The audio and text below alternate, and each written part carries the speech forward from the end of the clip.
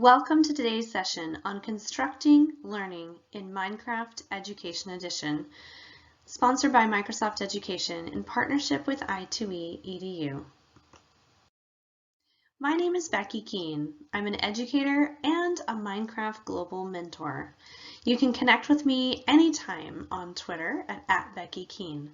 You can also follow i2e, a Microsoft Global Training Partner, at i2e EDU. If you're tweeting about this session, you might consider reaching out to the Minecraft Education handle at PlayCraftLearn or the Microsoft Education channel at Microsoft EDU. Let's dig in. Today we're going to talk about three core pieces of Minecraft. The first piece is, what is Minecraft? It's important that we understand the components of Minecraft before we even begin. The second piece we're going to talk about is how we can use Minecraft Education Edition for learning. That's such an important concept in education when we're talking about game-based learning versus gamification, and how can we think about using this valuable classroom tool that many of us have access to in our school systems for learning and increasing student outcomes. Finally, we're going to talk over where teachers can get resources to begin. We know that it's so incredibly important. I know that it's so incredibly important to ensure that you have the resources you need to start using Minecraft Education Edition right away. We're going to dig into all three of these things in the next half hour. Let's play a game. I've pulled some interesting facts and trivia here about Minecraft, and I'm going to give you a little quiz. For example, the average age of a Minecrafter is, think you know? Come up with a suggestion in your head. I'll reveal the answer next. The average age of a person who is playing Minecraft actively is 30. I'm going to guess if you're anything like me, your first guess was 8 or 10 or 12, when in reality, most people playing Minecraft around the world are much older than children in our school systems. Let's take a look at the next surprising fact. The number of monthly active users who play Minecraft around the world is, think about it in your head, get your guess ready, here it comes, 100 million. Can you imagine? That's a massive amount of people around the world who are playing Minecraft on a monthly basis, if not daily. The percent of females who play the game. Now this is important when we talk about equity and STEM and CS for all. We want to be able to have games in education that reach a variety of students. The percent of gamers who identify as female who play Minecraft actively is 50. About half of the players. That's not true for any other game in the universe that I'm aware of. If you find something else out, go ahead and tweet it to me. Our final fact is this: the #1 best-selling video game of all time is?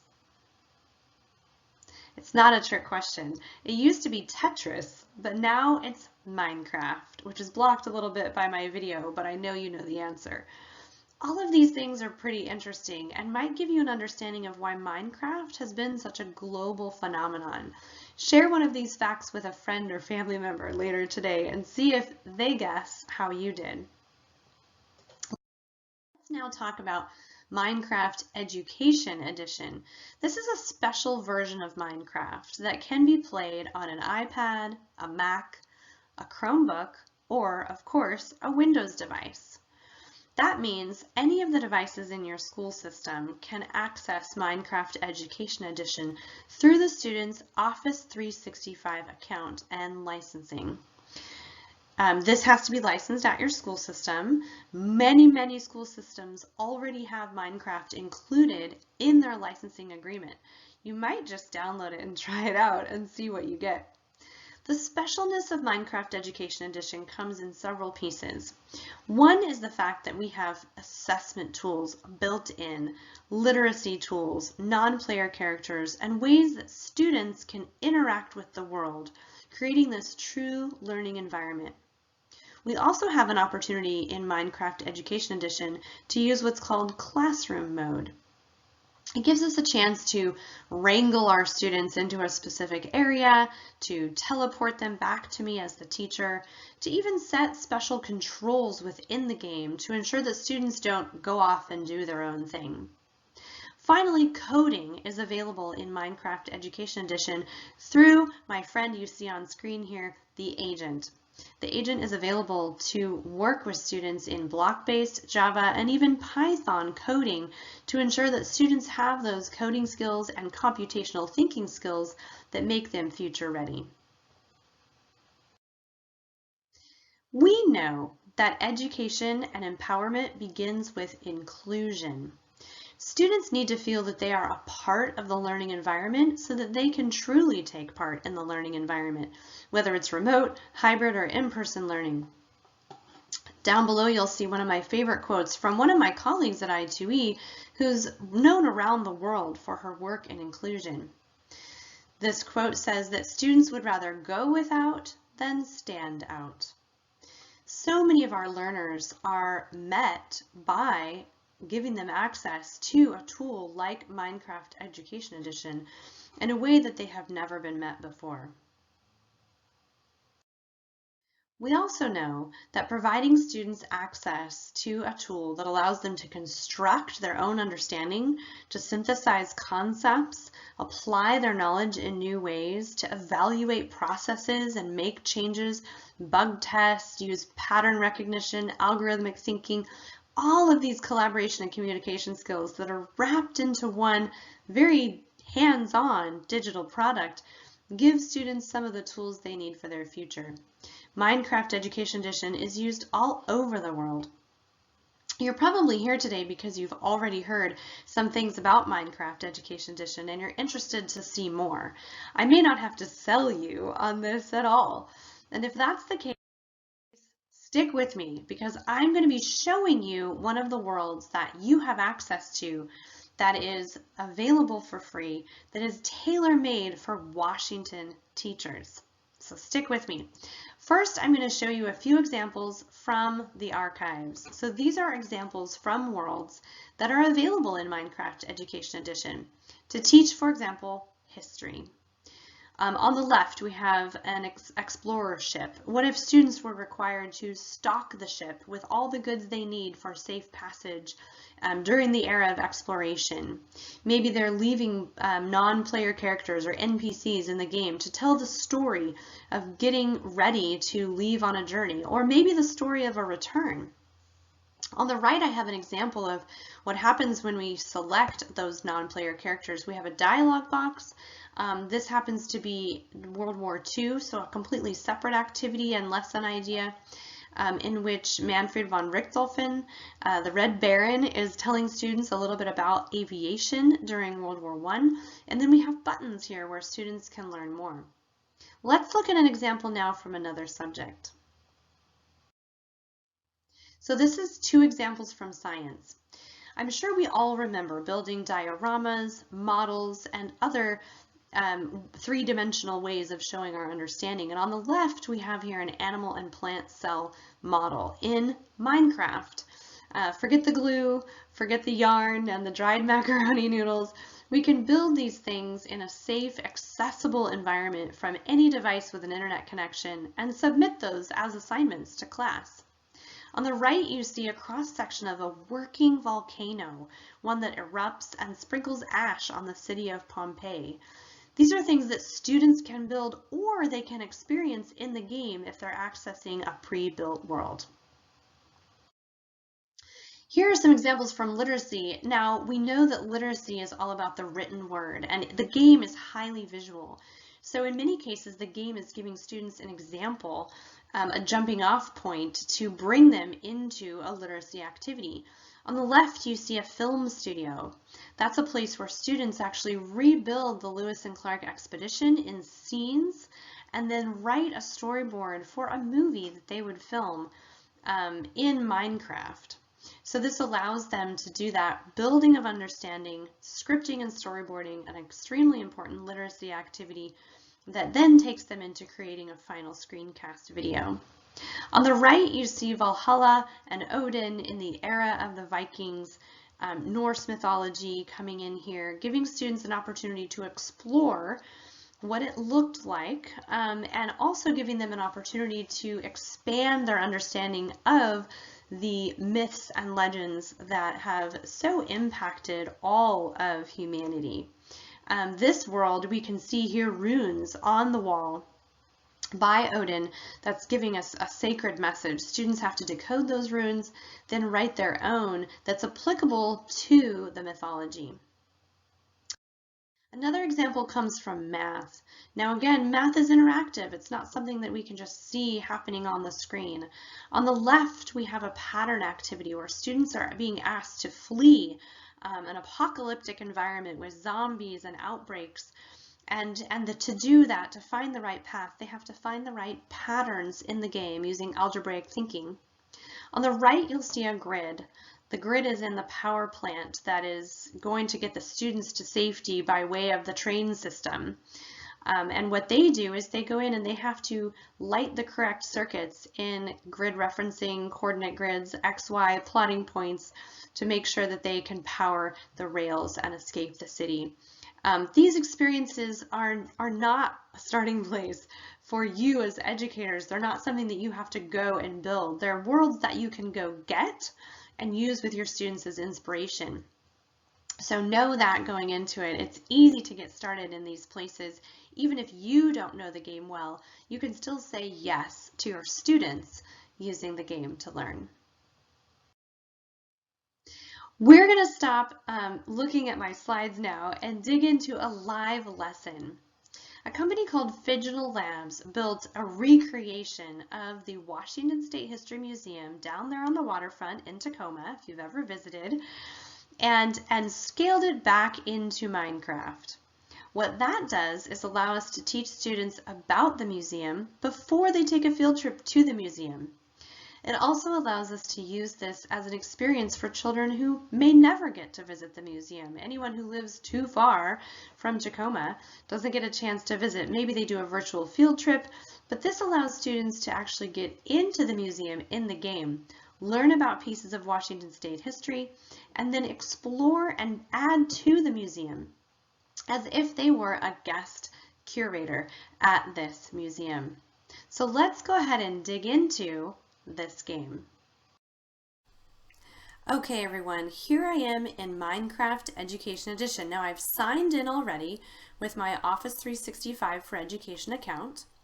I'm going to go ahead and come to the play button and view my worlds because I've already imported this world for us to look at together.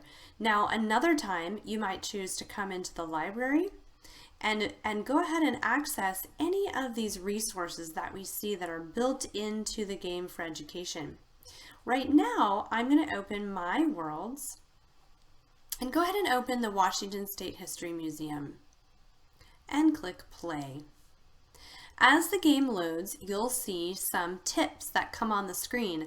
I highly recommend paying attention to these tips once you start learning the game, because this is a great way for you to learn a little bit more about the game and maybe even get ahead of your students a little bit on some of these fun tips and tricks. So here I am in the game. I'm in the outside kind of welcome area at the Washington State History Museum. You can see, if you've ever been to the museum, this is really what it looks like to enter into the museum from the outside. Now I'm greeted by an NPC, a non-player character, the museum tour guide. I'll go ahead and right click on a PC or Mac, long tap on an iPad, right click on a Chromebook as well, and we're told to take a tour of the state symbols that are outside the museum, read about each one, and decide on a new state symbol to build. So in this case, we're being told we can visit a symbol website to learn more about the symbols in Washington. That takes us to an external website if we click that button. But I'll go ahead and go down the stairs here to the symbol gallery. We have here some of the Washington that are built on these plinths. We have the willow goldfinch, an apple of course, an evergreen, the evergreen state of course, And here's an empty plinth. So this is the one where then students are able to read about the symbols in Washington, build their symbol on this plinth, and update the poster with the title of their plinth. So this is just getting students used to being able to build and design in the game. It's kind of a first step into navigation, materials, building, all of the things that students will need to be able to do once they enter into the museum. It's a great way to get started for those of you who might not feel comfortable just diving right in. So here we are coming into the museum itself. You'll note that this feels very much to scale. Again, if you're there, this is about what it looks like. And here we have the main entrance to the museum. I'm coming up on another non-player character. Let's see what this character has to tell us. The curator at the museum lets us know that there are 3 display sections that are currently unfinished, waiting for artifacts about that particular era. And our job is to help design new displays by researching the area and figuring out what to do. In this case, the curator gives us additional information. I do need to point out to you that Immersive Reader is a technology that is available in the game Minecraft as well as all Microsoft products. Immersive Reader launches an interactive view of text, whether we're in Word or OneNote or Minecraft. Once Immersive Reader launches, we have the opportunity to access the text in new ways. The text in Minecraft is less than ideal for many students with reading disabilities, and so we can instead listen to the text being read aloud. I can modify the text in a variety of fonts.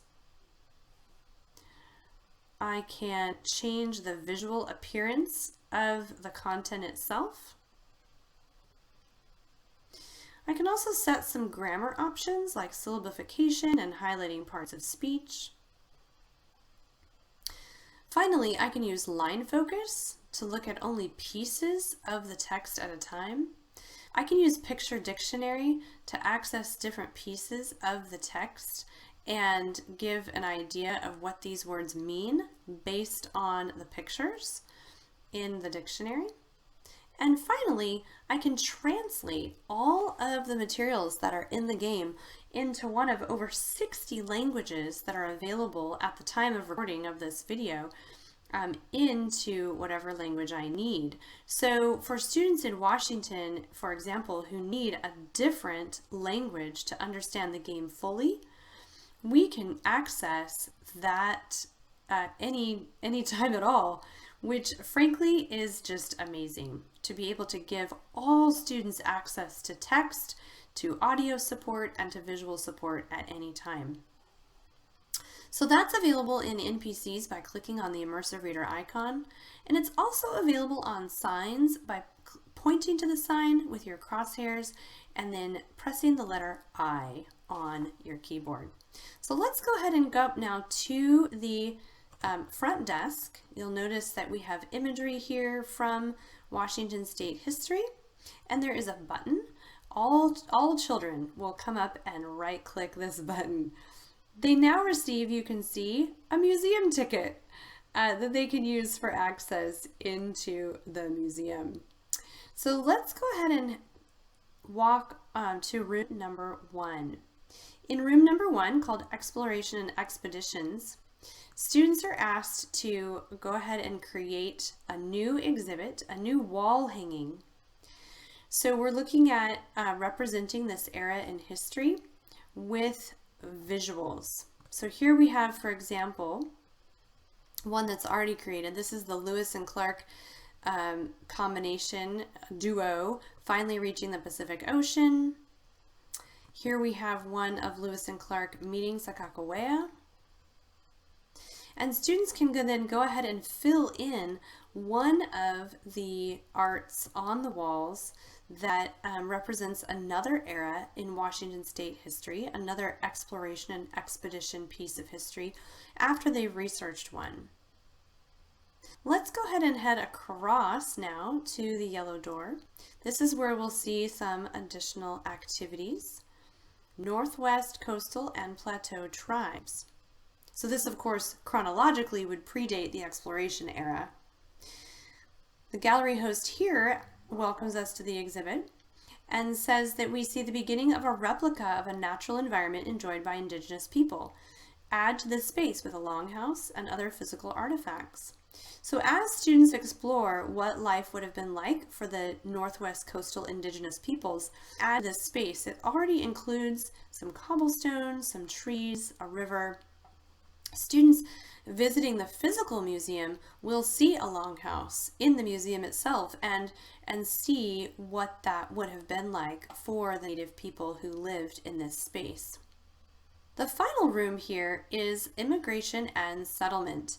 Now, in this case, these are iron doors that do not open without adding something special to the doorway. The museum guide points out that students will need to place a lever on the red door frame and then pull it to open the door. This room gives us examples of game mechanics. So this is, again, a great way to start with students because they're able to see these mechanics in action as they learn more about Minecraft. So here I am with a lever in the game. I'm going to select it and that opens that iron door. Now I'm in the room. The gallery host tells me welcome, to check out the mechanics, watch the minecart, and then add your own creations to complete the exhibit based on our own learning. So as students are studying farmland and the early settlement movement and what that might have looked like and felt like, they can go into the different rooms, notice the cabin, see what's inside. These are some of the materials they might use to build things with mechanics. They'll notice the fire. They'll also notice some things that they can use for understanding what mechanics do. So in this case, we have a windmill, and we also have a automated farm system where the minecart is delivering crops to and from the fields back to the mill. Isn't that amazing? Students can learn how this works in the game by interacting with it. They can also interact with the animals here that are spawning out of the hopper here in the game.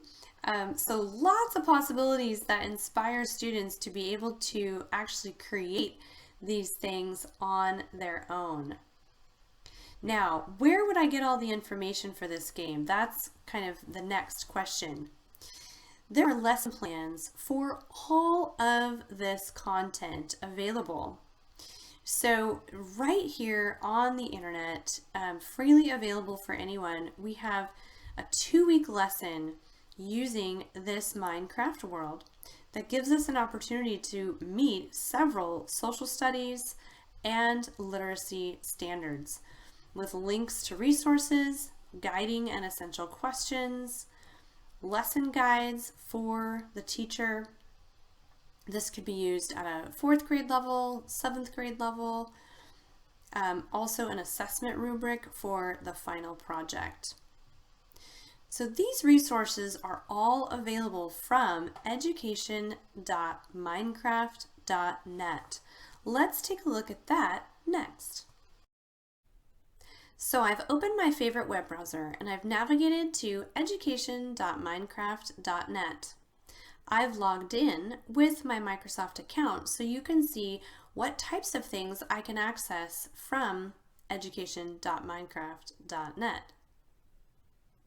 Let's take a look at the home page. From here, I can see information about what Minecraft is and how it works in my classroom. I can find out how to get started with the different monthly challenges, thematic challenges, featured worlds, even how to use it during distance learning. I can even get training. There's also a community where we can interact with other Minecraft Global mentors and other community members who might contribute to the conversation. When you're having trouble with Minecraft Education Edition, you can always visit the Help Center or contact the education team to get help. This is also a great place to download the game. Finally, we do have a section for you in your classroom where you can keep track of resources that you've added to the community, as well as badges that you've received. Let's take a look at how to find a quick lesson here in education.minecraft.net. When I come to this lesson page, one of the things that I can do very quickly is filter by subject kit. So let's go to Language Arts. You'll notice featured worlds right away. These are through the National Writing Project, for example. These are other lessons that help engage students' creativity and get the curriculum to really come to life. We also have featured resources that have been added by the Minecraft education team for the benefit of teachers everywhere to use. Finally, if you've seen a lesson that you've liked, or if you know about a lesson that you want to check out, you can look for that lesson through the search. For example, one of my favorite lessons is called Storytime Settings. It's a lesson where students enter the land of fairy tales and then create their own fairy tale inside the game. This one is for our younger learners and was created and submitted to the community by Phygital Labs. Here you can see the lesson plan, external resources, including a link to the world. We simply download this world, then import it into Minecraft Education Edition using the on-screen tools once you're in the game. So now that you've seen all of the wide range of possibilities of using Minecraft Education Edition, I want you to take a moment of personal reflection and think about where you fall on this very wide spectrum. You might be a teacher who's ready to jump in with teaching a simple concept. Maybe you know how to place blocks and you want your students to be able to place blocks and count patterns and do math and build symbolic creations and label them with signs and turn in screenshots for projects. That's all so incredibly easy to get started. You don't need to be a Minecraft expert to do that. You could just say yes. You can also download a lesson kit from education.minecraft.net, and to do that you can then distribute that world file to your students. That takes a little bit more technical knowledge. It also means that you might want to participate in the world with your students, but that shouldn't stop you from letting students download worlds and play them on their own. Finally, you can simply say yes. If students have access to Minecraft Education Edition, you can allow them to demonstrate their understanding of a concept in the game on a choice board or a menu of options, or during project-based or passion-based or problem-based learning. Giving students an opportunity to show their knowledge in one more modality is another way that you can allow Minecraft to be a part of your classroom. I think we can all build a better world through the power of play. And by working together and challenging our students to learn more and do more, you can be a part of that initiative.